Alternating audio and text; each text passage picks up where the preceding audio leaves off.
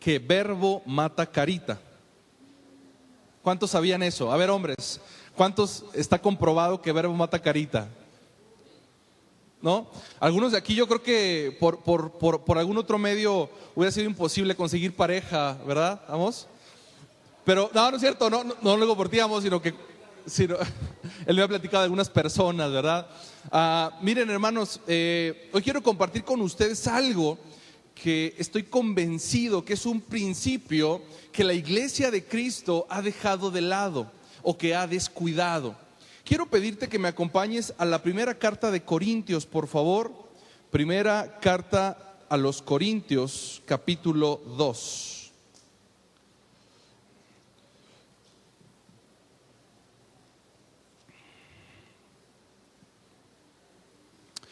Perdón, vamos al capítulo 4. Capítulo 4 de primera carta a los Corintios.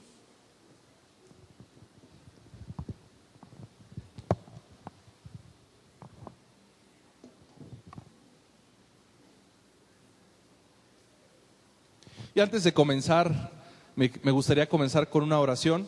Más bien para comenzar, me gustaría hacer una oración para que el Señor pueda guiar este tiempo. Amén. Vamos a orar, vamos a orar.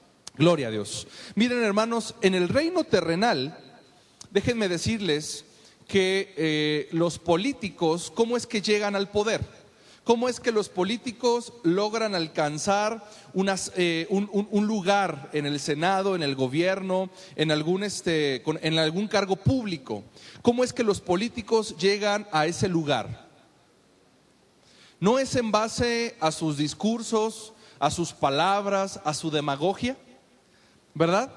Las personas que logran llegar lejos en la política son las personas que tienen la capacidad de hablar fluidamente, de hablar con seguridad. Yo recuerdo en la campaña de Aristóteles Sandoval, no sé cuántos escucharon algún discurso de él, pero él tiene esta facilidad de palabra, él tiene esta capacidad de convencimiento, él habla con tal porte, con tal, sus ademanes incluso están hasta medidos, hasta entrenados, ¿verdad? Entonces él habla, sus gesticulaciones van de acuerdo a su discurso y cuando tú le escuchas te convence, ¿verdad?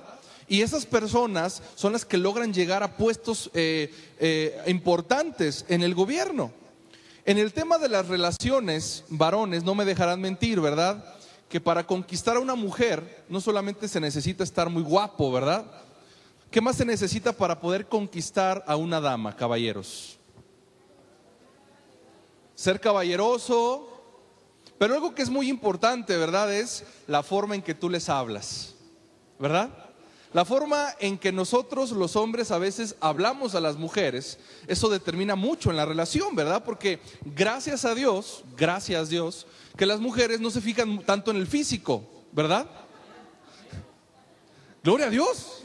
Es una buena noticia para muchos de nosotros, ¿verdad? ¿Verdad? Gracias a Dios las mujeres, ellos se fijan en otras cosas, ¿verdad? Dicen allá, hermano, que en la cartera, ¿verdad? Decían allá, ¿verdad? Allá en palabras muy coloquiales, ¿verdad? Que cuando decían verbo mata carita, pues decían que cartera mata verbo y mata carita, ¿verdad? Pero bueno, hermanos, fíjense bien, en el reino terrenal, los hombres que tienen facilidad de palabra son las personas que también logran posicionarse en las empresas. Las personas que tienen esa fluidez y que tienen esa capacidad, esa elocuencia, incluso, ¿verdad? Hay muchos hombres que le llaman, tienen verborrea, ¿verdad? Porque tienen una capacidad increíble de hablar, ¿verdad? Y podrían hablar horas y horas y horas. Y a veces pensamos que entre más hables, dices, wow, esta persona sabe mucho. Wow, esta persona es muy interesante. Wow, ¿verdad? En el reino terrenal, las palabras, tus palabras te posicionan en este reino terrenal. Cuando vas a una entrevista, ¿por qué te contratan? ¿Tendrá que ver la forma en que te desenvuelves en la entrevista? Bueno, dependiendo del puesto que vayas, ¿no? Pero si es un puesto importante, de seguro que evalúan tu forma de comunicarte, evalúan la forma en que te conduces, evalúan la forma en que platicas.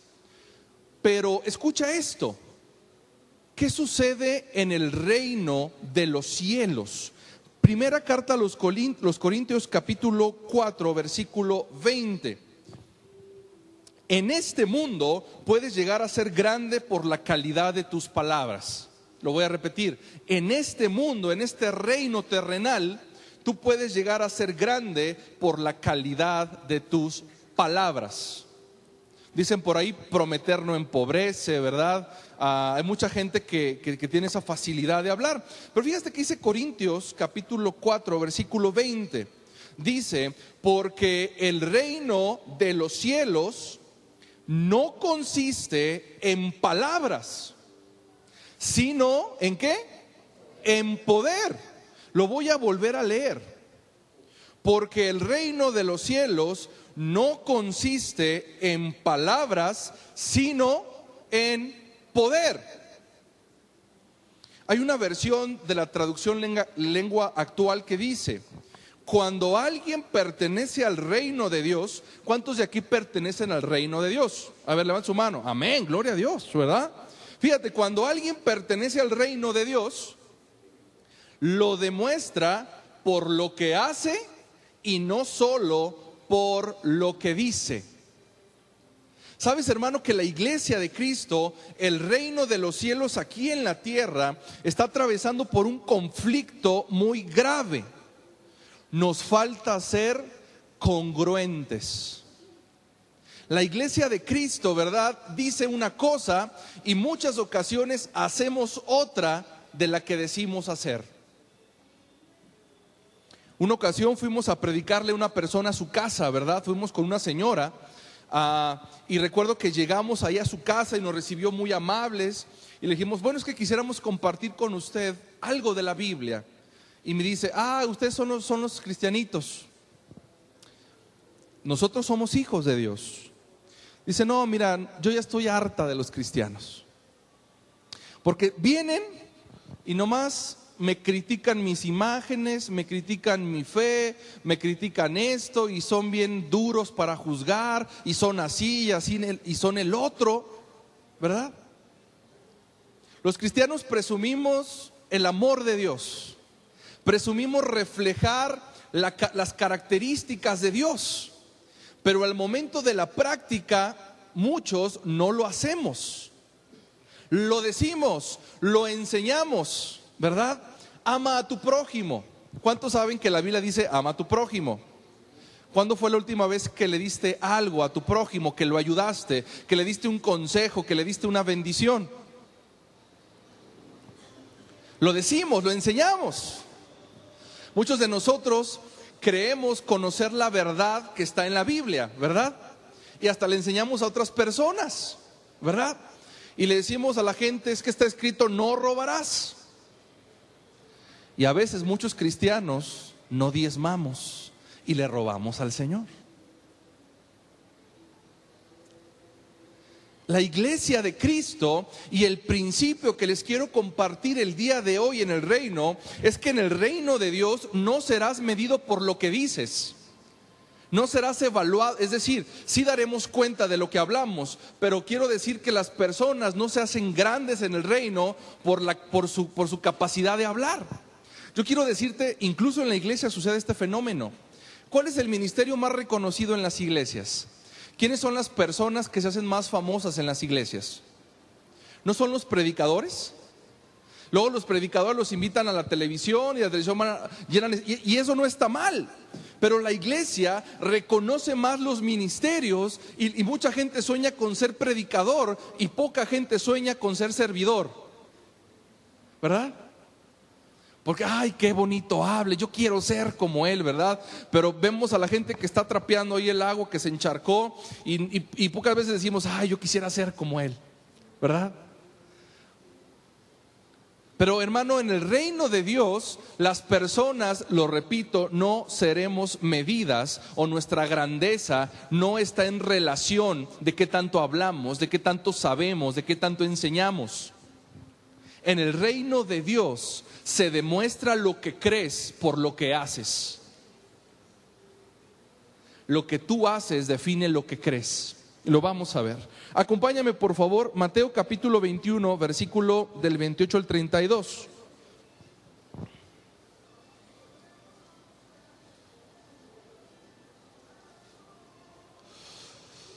Hoy tenemos de fondo al salmista Alejandro Fernández. Mateo capítulo 21.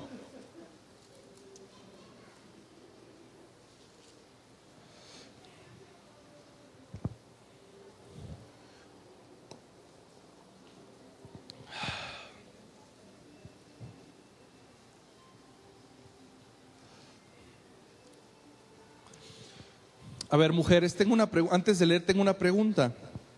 ¿Cuántas de ustedes, mujeres casadas, se sienten satisfechas con que su esposo les diga que las ama? Ok, bien. Ok, excelente, excelente. Bueno, pues gloria a Dios. Pues nos la pusieron sencilla, entonces. ¿Va? Nomás hay que decirles que las amamos y listo. Y nos vamos. Pero la pregunta era, ¿para cuántos es suficiente que su esposo les diga que les ama?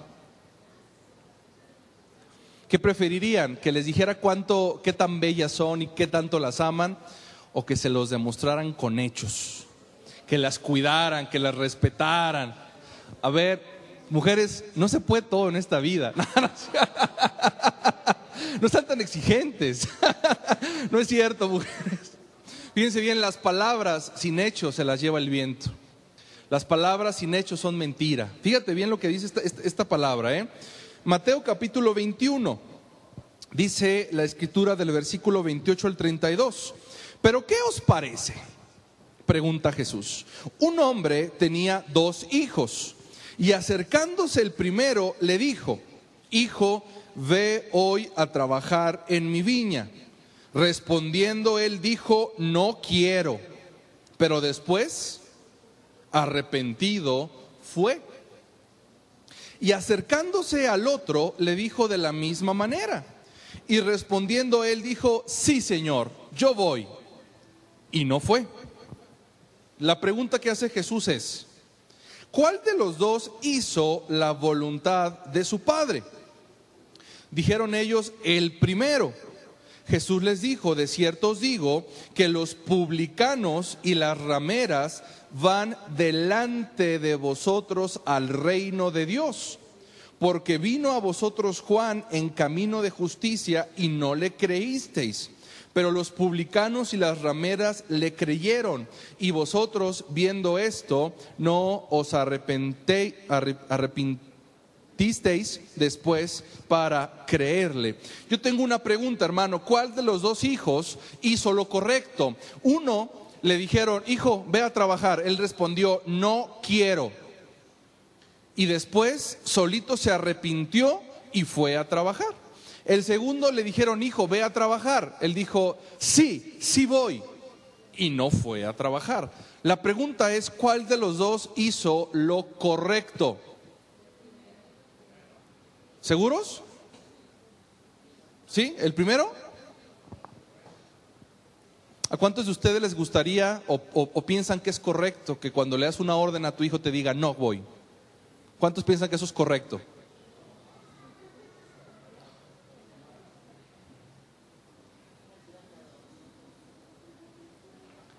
La pregunta que hizo Jesús no fue, porque les digo algo, los 2 estuvieron incorrectos. Los 2 desagradaron al Padre, los 2. Uno porque le respondió: no voy, ¿verdad? Yo digo que el Padre se la fió, ¿verdad?, al Hijo. En ese momento le hubiera soltado una caricia, ¿verdad? ¿Cómo que no vas? No, te estoy preguntando, ¿verdad? No, pero escucha esto, a esto quiero llegar. Los 2 hicieron mal, pero la pregunta que hace Jesús es: ¿cuál de los 2 hizo la voluntad del Padre? El primero. Escucha esto: Dios no te va a medir a ti por cuántas veces le dices: sí, Señor, sí lo voy a hacer. No te va a medir por eso. ¿Sabes por qué te va a medir? Por cuántas veces lo hiciste. El Señor te dice: perdona. Sí, Señor, voy a perdonar. Y si no lo haces, es como si jamás, pues bueno, no es nada. ¿Correcto?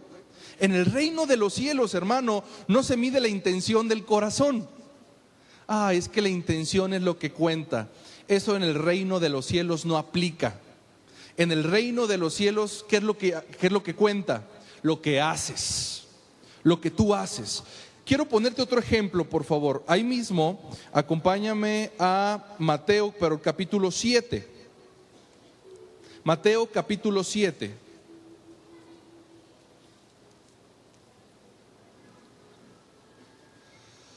Del versículo 21 al 23.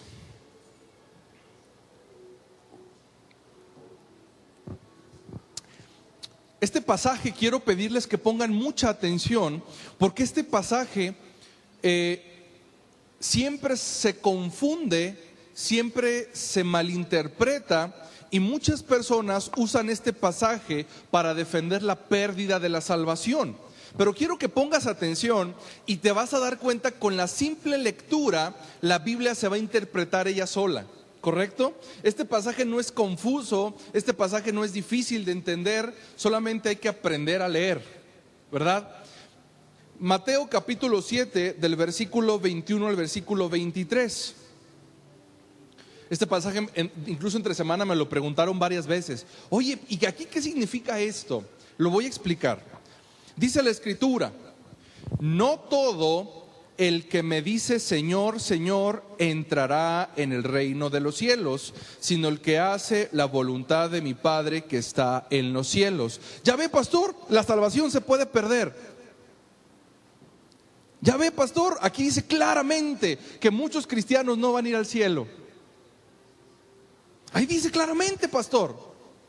Bueno, ¿lo leemos otra vez? Despacito, ¿lo leemos para entenderlo? Dice: no todo el que ¿qué?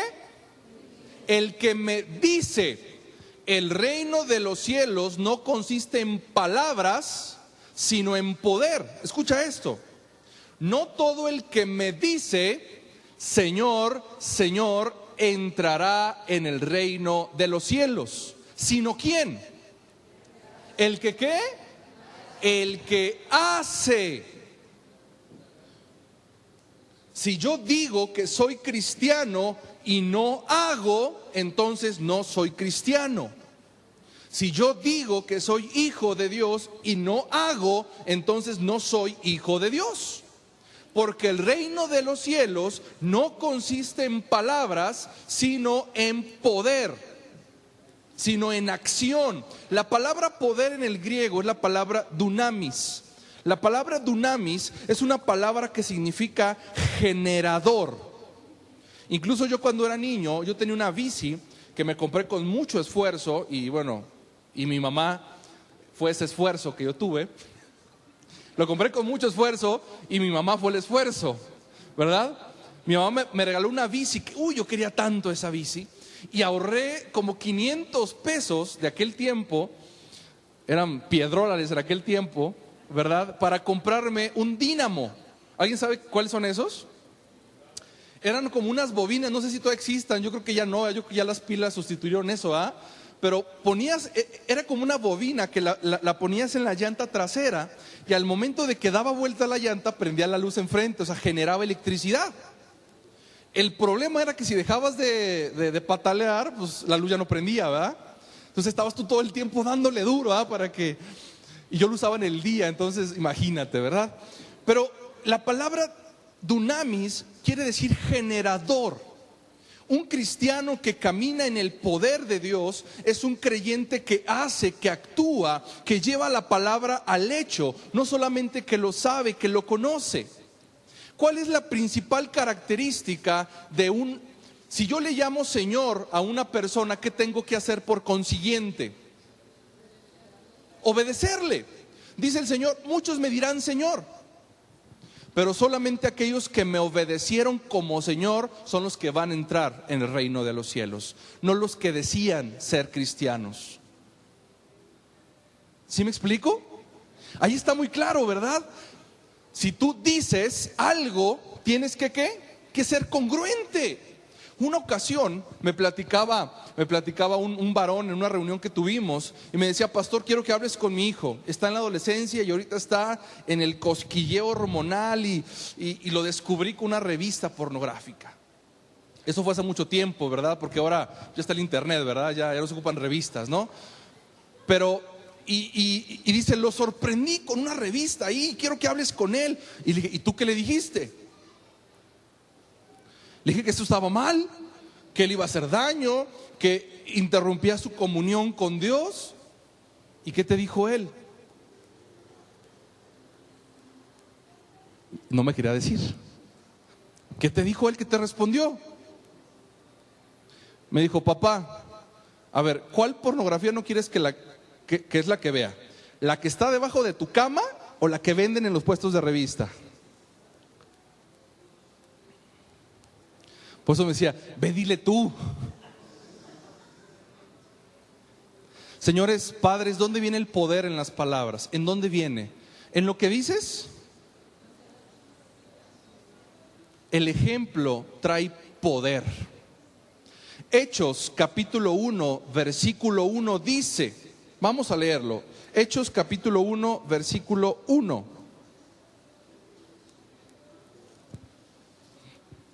No pierdan Mateo, por favor, vamos a regresar a Mateo, pero vamos a Hechos capítulo 1 versículo 1.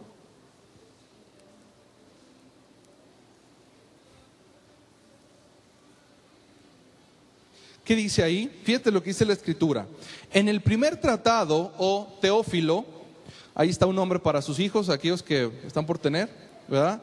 Teófilo, amante de Dios, es un muy bonito nombre. Hablé acerca de todas las cosas que Jesús comenzó a hacer y a enseñar.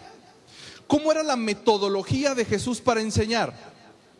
Él primero lo hacía, sus discípulos lo veían y después él enseñaba. Padres, la mejor educación que puedes darle a tus hijos es a través de tu ejemplo. Tú no puedes decirle a tu hijo, hijo, no tome porque eso es malo, cuando a ti te ve tomando. Tú no puedes decirle, hijo, no robe, cuando usted está robando.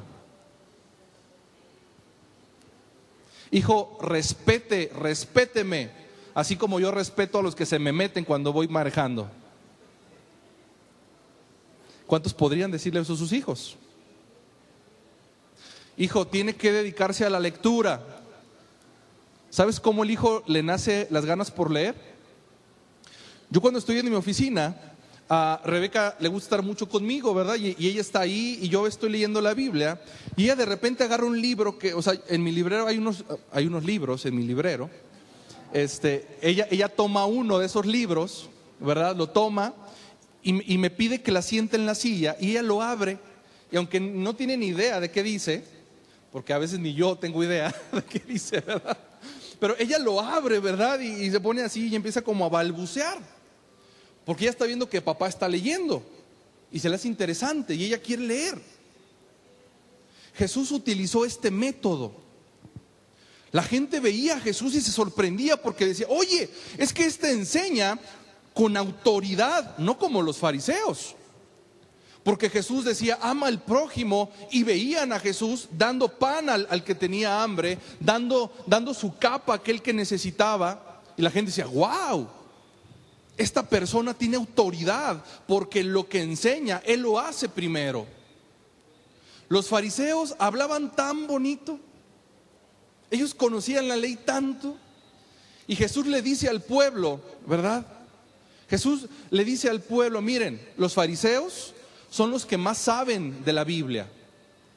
Hagan todo lo que dicen, pero no hagan lo que ellos hacen. Ellos no tenían autoridad. Imagínate, papá, imagínate que tu esposa le tenga que decir a tus hijos, mi hijo, haga todo lo que su papá le dice, pero no lo imite, por favor, pero no sea como él. A veces los niños me sorprenden con sus respuestas. Le preguntas a un niño, mi hijo, ¿quieres ser como tu papá? Y los niños están convencidos, dicen, no.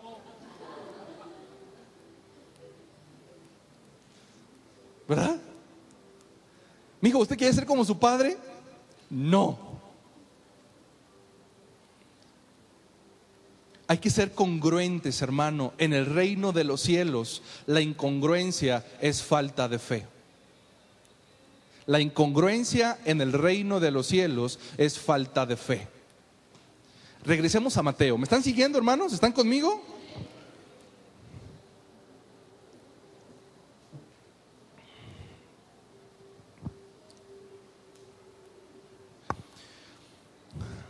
Espero no pisar callos, no mucho. Mateo capítulo 6, versículo 22 dice, perdón, 7, disculpen, Mateo 7, 22. Dice, muchos me dirán en aquel día, Señor, Señor, ¿no profetizamos en tu nombre y en tu nombre echamos fuera demonios y en tu nombre hicimos muchos milagros? Y entonces les declararé, nunca os conocí, apartados de mí, ¿qué? Hacedores. El reino de los cielos no consiste en palabras, sino en hechos, en acciones. Al Señor no le va a interesar, ¿verdad? Porque miren, hay personas que pueden llamar a Jesucristo Señor y que pueden hacer milagros y que pueden echar fuera demonios, pero nunca se han sometido a su señorío. Pero son personas que son rebeldes, son personas que no han aceptado al Señor a Jesús como su Señor, como su autoridad. El reino de los cielos, hermano, no se trata, en mi pueblo dicen, el que tiene más saliva come más pinole, así dicen, ¿verdad? Aquí no es el que habla más y enseña más. La autoridad en los pastores, en los servidores y en cada miembro de la iglesia no es por cuánto saben de la Biblia, no es por qué tan bonito lo enseñan, es por la vida que llevan, el testimonio que reflejan. Una persona que dice conocer a Jesús y no vive conforme a su palabra no es hijo de Dios. Lo voy a repetir por si no se escuchó. Los que dicen ser hijos de Dios y se presentan como hijos de Dios, pero no viven según las ordenanzas de Dios, no son hijos de Dios. Jesucristo dijo, ustedes son de vuestro padre el diablo, porque las obras de su padre quieren hacer. Los verdaderos hijos de Dios aman su palabra, viven en santidad, aborrecen el pecado, se esfuerzan cada día por vivir una vida en santidad, en sometimiento, y eso es lo que trae autoridad a sus vidas. El cristiano que se mueve con poder puede ir a su casa, puede ir con su mamá y predicarle el evangelio sabiendo que su mamá no tendrá nada que tacharle. Pero qué tal que eres una persona que siempre llega tarde a su casa, una persona rebelde, una persona que no aporta nada económicamente a su casa, pero eso sí, vas muy santo, mamá, Dios me habló y Dios quiere tocar tu vida y Dios tiene planes para ti, Dios quiere hacer contigo cosas grandes. Y la mamá le dice, para ser como tú así me quedo. Pierden el poder. Pero cuando una persona lleva una vida santa que glorifica a Dios, a quien tú le prediques será convencido no por sabiduría humana, sino por el poder del Espíritu Santo que opera en tu vida. Hermano, la santidad de nuestras vidas genera poder y autoridad. Una persona que vive en pureza, en santidad, que es un hijo de Dios auténtico, es una persona que Dios respalda en todo lo que hace. La bendición lo persigue, la bendición lo alcanza. Iglesia, es tiempo de ser congruentes. Santiago capítulo 2, por favor. Santiago capítulo 2. Hermano, cuando Pablo escribe la carta a los Corintios, estaba pasando algo en la iglesia de Corintios. Déjenles platico algo. La iglesia de Corintio, hermano, es más, la ciudad de Corinto era un lugar en Grecia que era como un puerto, ¿verdad? Estaba a la orilla del mar Egeo. Ahí llegaban grandes embarcaciones. Era la ciudad más cosmopolita que había en el antiguo mundo. Era la ciudad. Era como el Nueva York de ahorita, ¿verdad? Todo el mundo que iba allá se sorprendía, wow, por las construcciones, por lo moderno, ¿verdad? Y en ese lugar, hermano, había un problema porque había un sincretismo increíble. Había paganos, había gentiles, había cristianos, había judíos, había sinagogas, había templos a la prostitución, había templos a la fertilidad, había templos a la ciencia. Había una mezcolanza increíble de pensamientos. Había mucha inmoralidad sexual. Incluso en las iglesias se comenzaba a tolerar el pecado. Pablo escribe y dice: me han dicho que hay una persona que está viviendo con su madrastra, que tomó por mujer y está viviendo, y ustedes la están solapando. Me están diciendo que hay personas ahí que se han envanecido y que creen ser sabios y que están enseñando cosas que no son correctas. Me han dicho que entre ustedes los jóvenes están fornicando. Me has dicho que entre ustedes hay mucha gente que habla muy bonito, pero que sus vidas no son correctas delante de Dios. ¿Sabes qué le dice Pablo a la iglesia? El apóstol mensajero del amor del Señor les dice: si alguien se dice ser cristiano y tiene una doble vida, ni siquiera comas con él, aléjate de él. Pablo no nos invita a que nos alejemos de los pecadores.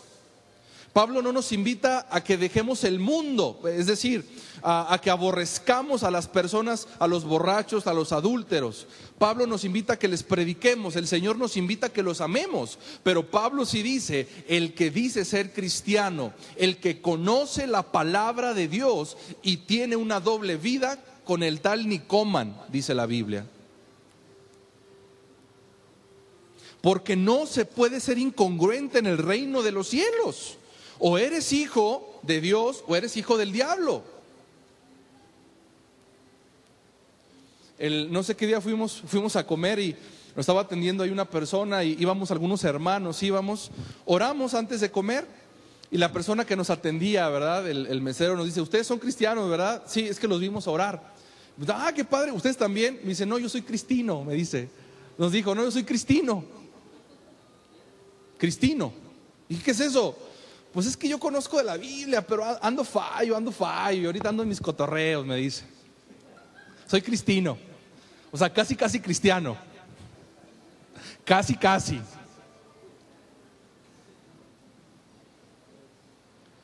Hermano, la falta de congruencia en el reino de los cielos es muy grave.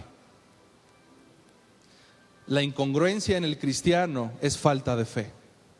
Es decir, yo dudaría, o yo pensaría, o yo analizaría mi vida, mi fe, mi corazón.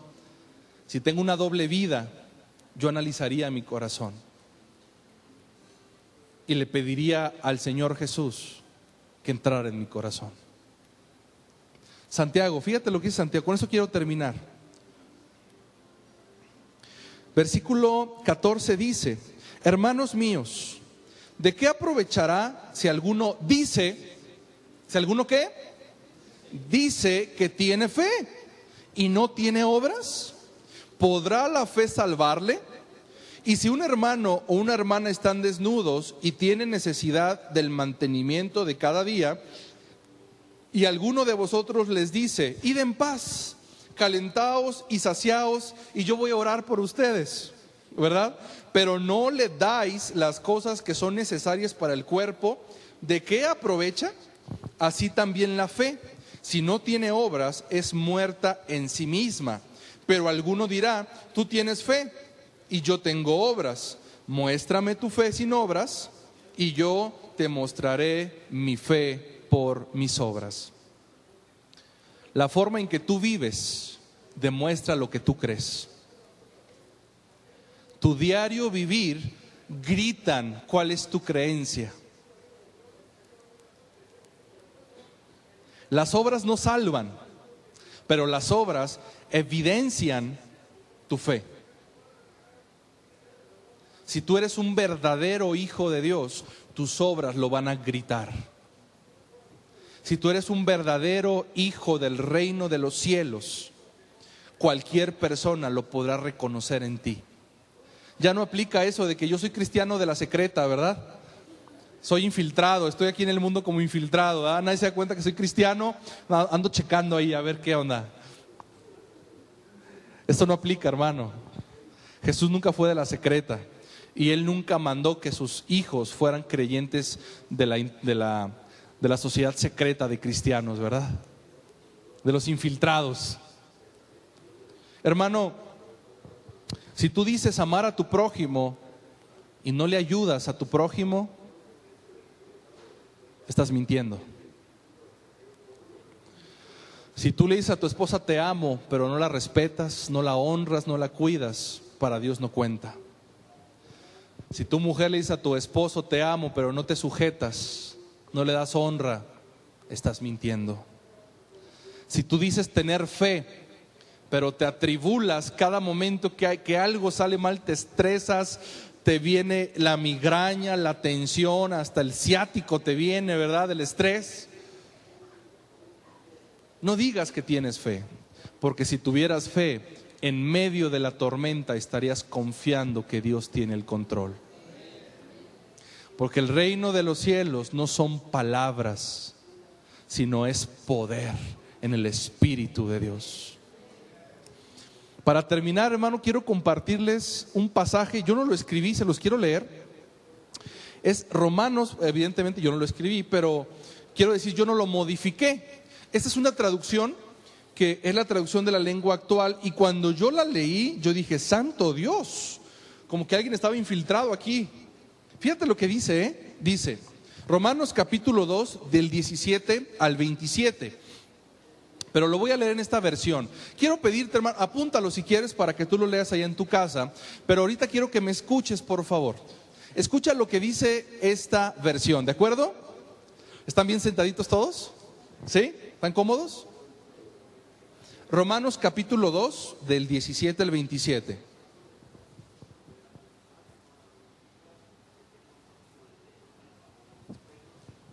Dice la escritura: algunos de ustedes dicen con orgullo, yo soy cristiano.